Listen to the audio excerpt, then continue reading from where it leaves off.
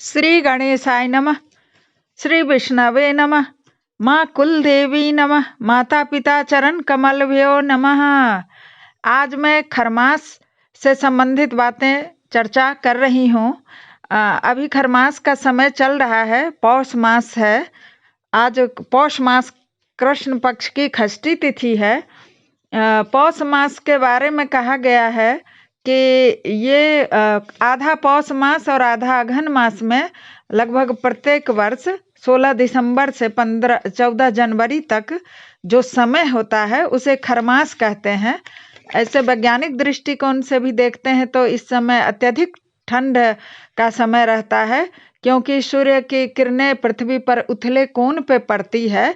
इस समय पृथ्वी और सूर्य की नजदीकी बहुत बढ़ जाती है, लेकिन उसके कारण तिरछे रूप से सूर्य का प्रकाश पड़ने के कारण ऊर्जा की मात्रा फैल जाती है और दिन भी छोटा होता है, रातें लंबी होती है, जिससे पृथ्वी गर्म भी ठीक से नहीं हो पाते। तो और सबसे पृथ्वी निकट होता है लगभग 3 जनवरी से 5 जनवरी के बीच, कभी 4 कभी 5 जनवरी को सबसे निकट सूर्य और पृथ्वी होते हैं।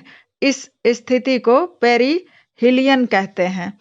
तो लेकिन हम सनातन धर्म की बातें कर रहे हैं जो हमारे पुराणों में लिखा हुआ है, तो उसमें भी बहुत सारे कार्य को खरमास में वर्जित माना गया है और बहुत सारे कार्य को अधिक करने को कहा गया है। वर्जित माना गया है जैसे शादी ब्याह, जैसे मुंडन है, जनेऊ है, गृह प्रवेश है, देव प्रतिष्ठा इत्यादि को वर्जित किया गया है।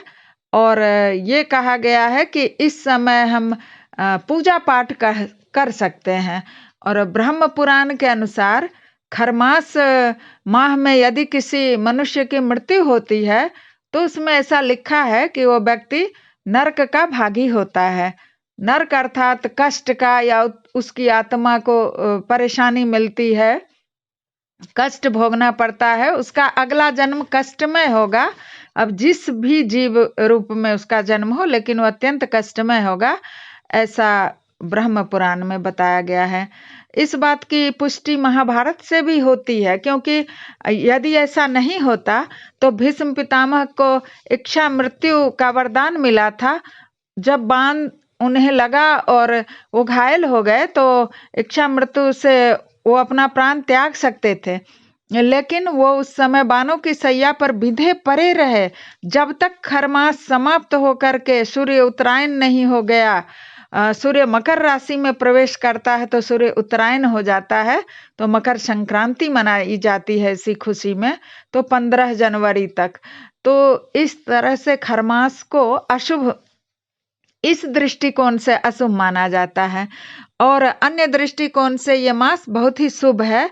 जैसे खरमास में सूर्य की पूजा अत्यधिक करना चाहिए। सूर्य में पूजा करने के लिए जब हम बाहर जाएंगे, सूर्य को जल देंगे तो विटामिन डी भी प्राप्त होगा। हो सकता है ये भी कारण हो जो हमारे पुराण वेत्ता, ऐसे पुराणों में लिखा है, उन्होंने भगवान विष्णु की पूजा करें, क्योंकि पौष मास में सूर्य को सनातन विष्णु के नाम से पुकारते हैं। हर मास में 12 महीने में सूर्य को अलग अलग नाम दिया गया है। पद्म पुराण के 228 पेज पे ये वर्णन है। जैसे मार्गशीर्ष में मित्र, पौष में सनातन विष्णु, माघ में वरुण, फाल्गुन में सूर्य, चैत्र में भानु, वैशाख में तपन, आदि आदि।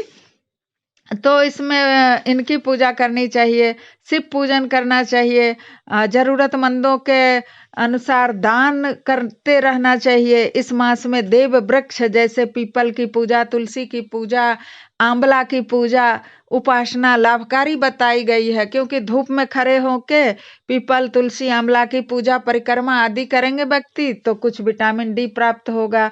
वैसे